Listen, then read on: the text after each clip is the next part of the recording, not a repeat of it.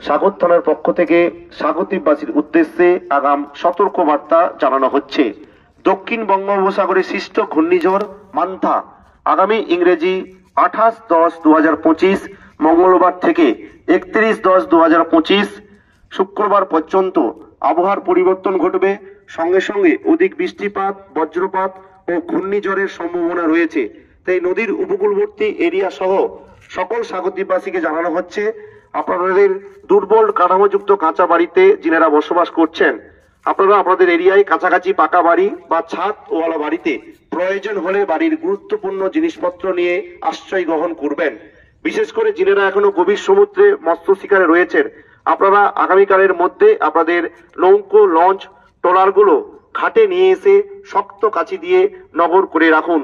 সচেতন থাকুন, সতর্ক থাকুন। মানুষের সাথে, মানুষের পাশে সুন্দরবন পুরী জেলা।